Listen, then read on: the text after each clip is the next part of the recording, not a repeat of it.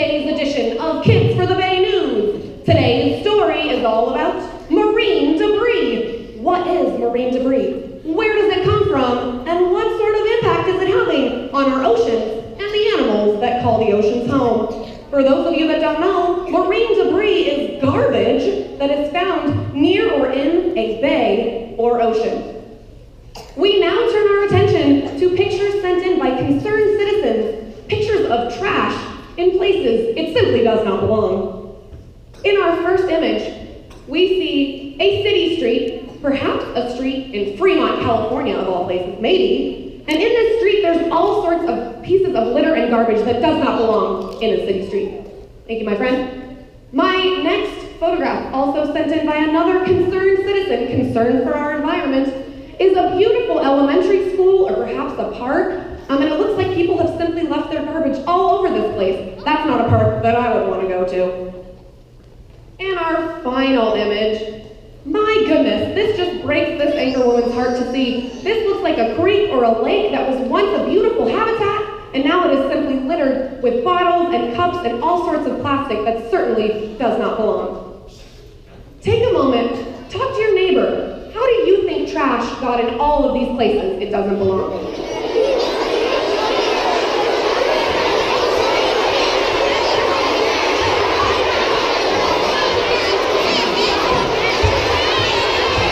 Storm Drain Rangers. Storm Drain Rangers. To investigate this issue, garbage in places it does not belong, Special investigative reporter Andrew Patel is live at the scene of Forest Park Elementary School, and he is talking to students about garbage. Over to you, Andrew. Thank you, Anchor Aslan. I'm here at the cafeteria of Forest Park Elementary, looking for students who asking some questions about some garbage here. Excuse me, sir, why did you throw that garbage on the ground? I guess I didn't see a trash can. Interesting. Excuse me, ma'am, why did you throw that garbage on the ground? I don't know. I was done with it. Oh, fascinating. Anchor Aslan, it looks like there's some misinformation here at Forest Park Elementary School about trash and marine debris. Back over to you, Anchor Aslan. My goodness, that is a startling report. It seems like there's students littering all over the place. Back in my day, students never used to litter, but it seems that these modern students are just littering all over the place. I'm excited to hear more news about it, but I'm waiting on a on a special report. You never know when special reports might show up and surprise you. Oh my goodness, here is one now. This looks like a very important report. Breaking news, ladies and gentlemen. It seems that trash is reaching these places. It's reaching our oceans, in fact, through strange openings in our streets called storm drains. Thank you for that. Yes, Storm Drain Rangers. But what is a storm drain? A storm drain, ladies and gentlemen, looks like this. Raise your hand if you've seen a storm drain in your neighborhood. My goodness, we all have. Now, the way that a storm drain works, we will soon learn about. I'd like you to talk to your neighbor for just a moment. How do you think a storm drain works? What are storm drains for?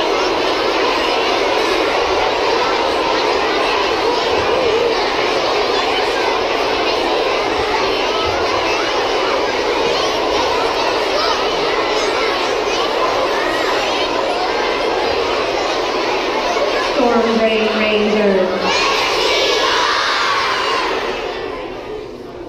Thank you, ladies and gentlemen. I have before me a beautiful picture of the San Francisco Bay Area, which is a truly special environment to call home. However, our recent reports have found that some people are taking this habitat for granted and they are not treating it with the respect it deserves. And some people are leaving their litter all over the streets.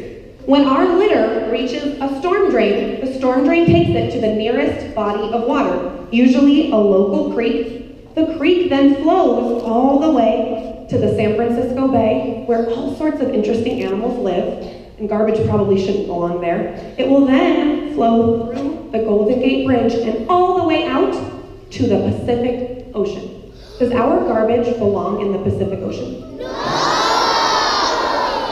It certainly does not. Now, to learn more about garbage in our oceans, we have our special investigative reporter, Andrew Patel, and this time, thank you, this time he is live at none other than the Pacific Ocean, and I believe he's doing some interviews with some animals. Let's see what he has to say. Beautiful day at the Pacific Ocean, ladies and gentlemen, let me tell you. Thank you, Anchor Aslan. I'm here live at the scene of the Pacific Ocean, looking for some animals in distress. Oh my, here comes Miss Whale. Miss Whale, I have a question. Do you know anything about this marine debris? What's wrong? I don't know, I was just swimming along, minding my own business, and then bam, something hit me and it hurts. It's right here on my right pectoral fin. Check it out. Oh, I know what this is. This is an abandoned fishing net. Audience, do abandoned fishing nets belong in the open ocean? No! Not at all. Miss Whale, do you have any other animals you can tell me about that are in distress? Well, I also heard Miss Turtle isn't feeling well. Oh. Thank you. Miss Turtle! May I have a minute of your time in the press? What's wrong? What's happening? Whoa, dude! I've had the worst stomachache. Wow, oh my gosh, do you know why? What's been happening? Well, I have been eating these really funny tasting looking jellyfish lately. Check it out, dude. I have one right here. Oh my gosh, Miss Turtle. Oh my gosh. Audience, is this jellyfish? Is this turtle food? Oh my gosh. Dude, what have I been eating this whole time? This is a plastic bag. It's a plastic bag. I'm so sorry to hear about this, Miss Turtle. Right on. It didn't taste so good anyway, for sure. Wow. Well, thank you. This has been some interesting investigative reporting here from the Pacific Ocean. I'm going to turn this back over to you, Miss Aslan. Thank you. My goodness. This is a serious issue indeed. It seems like many animals are being affected by plastic pollution in our oceans. But you know, I don't think it's those two animals alone that are struggling with this. In fact, concerned citizens have sent in additional pictures of animals struggling with garbage. In this first picture, very sad to see, I see what is a beautiful seal, and it looks like the seal, because there's so much trash in the oceans now, got its face stuck in some sort of cup or can, and now this animal is going to have a very difficult time eating or communicating with other animals. It looks like it's very much in trouble. In this next picture, oh my goodness, another animal hurt by garbage. I can see a marine bird, a seabird of some sort, and it looks like it got its beak stuck in a piece of garbage, perhaps at the top of a water bottle or something like that. And this animal was unable to get the food it needed to survive, and now this animal was unable to survive its encounter with trash. In this last picture, we have another animal also harmed by garbage, mostly garbage related to food packaging, I've noticed. This is a turtle who, when it was a young turtle, perhaps a kindergartner turtle, it swam through a six-pack ring. And as its body grew bigger when it got to fifth grade in turtle school, it was much larger, and its body was unable to grow the way that it's supposed to. And now its body is shaped the wrong way, and it has had to deal with this piece of plastic trash its whole life, changing its life. Wow. Things like this make me very sad. And in fact, I was reading a new study, and apparently scientists believe if we don't make some very serious changes about the things we do with our garbage and the plastic we produce, by the year 2050, there could be more plastic in our oceans than there are fish. That's a true story from this news anchor. However, it doesn't have to be that way. There are things that we can do to protect our oceans, to make less plastic pollution so that we don't have to live in a world where there's more plastic than fish in our oceans. To investigate this, we return to none other than Forest Park Elementary School. Andrew Patel is on the scene, and he is talking to many students about some of the things that we can do to prevent marine plastic pollution. What's happening at Forest Park, Andrew?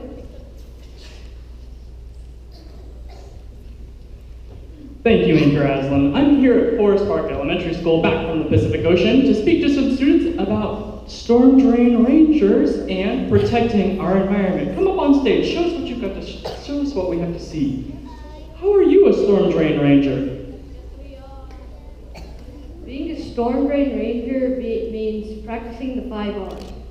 And what are the 5 R's? The 5 R's are tools to reduce waste.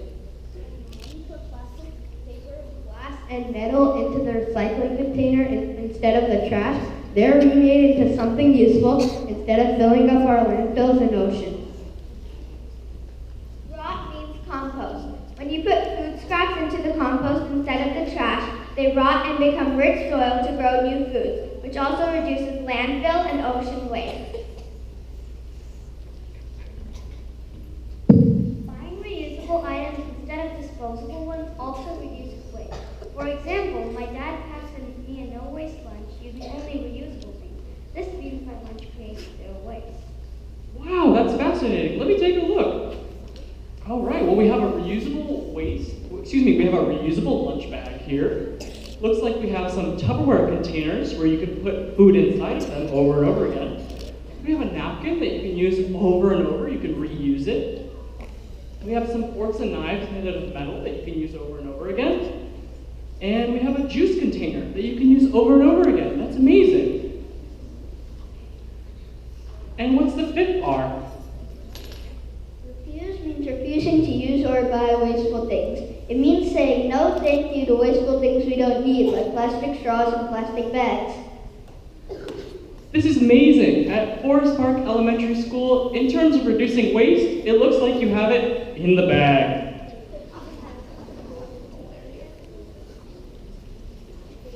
Let's see what other storm drain rangers are doing here at Forest Park Elementary School to help with the problem of marine debris. It looks like there's some trash that's been left behind by other students.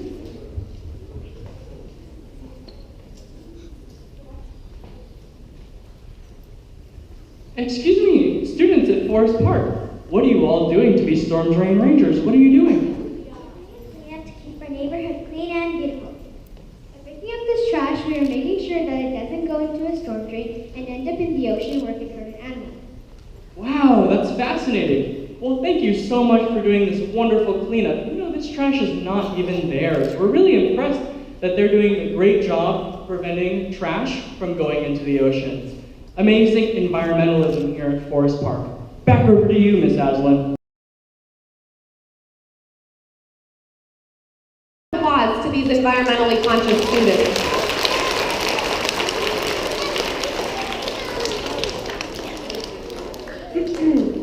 My goodness, we have learned so much today. This has been a wild ride. We have learned all about the importance of not littering, and we've learned what can happen when our litter makes its way into a storm drain and all the way out to the ocean. We've learned about some of the animals that are harmed by too much plastic debris.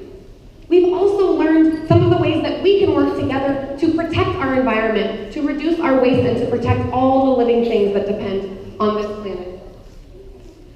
Ladies and gentlemen, what is this a picture of? Is this your home? Do other living things depend on this place too? I agree. That is why we only have one planet, one environment. That is why it is so important that each and every one of us does everything we can to make sure this is a clean, healthy, safe, and beautiful place for not just us, but for all the living things that depend on this environment. In short, at Forest Park Elementary School, as you've seen, there are a lot of exciting things going on. Ms. Liu's class and Ms. Jung's class have already taken action to start cleaning up campus, just like the storm drain rangers you saw on stage. They have together, both classes, they've picked up over 1,000 pieces of garbage from your school. Very impressive. Down here at the bottom, you can see there is space for all of the grades at Forest Park Elementary. And on the other side, there are numbers of pieces of trash. There we go. So, Kids for the Bay has given Forest Park a cleanup kit, just like the one you saw. It has high-tech trash picking up devices like this. So your class, any class, can check out this cleanup kit. It will live in Ms. Lou or Ms. Jones' class. You can check it out with your students. You can do a cleanup on campus. And then if you are in kindergarten, you can add it to the kindergarten part of the graph or the 6th grade part of the graph. Maybe the 6th graders will collect 2,000 pieces of trash. Maybe the 1st graders will collect 4,000 pieces of trash. But either way, if you all work together, you can remove so much trash from this school and make sure that it's clean and healthy and beautiful. Thank you so much. In closing, we can all make sure that we don't litter. We can all practice the 5 R's together. We can all keep our environment in mind with the choices we make, and we can all be storm drain rangers. Storm drain rangers! Storm drain rangers! That's all for us here at Kids for the Bay News. Thank you so much for tuning in.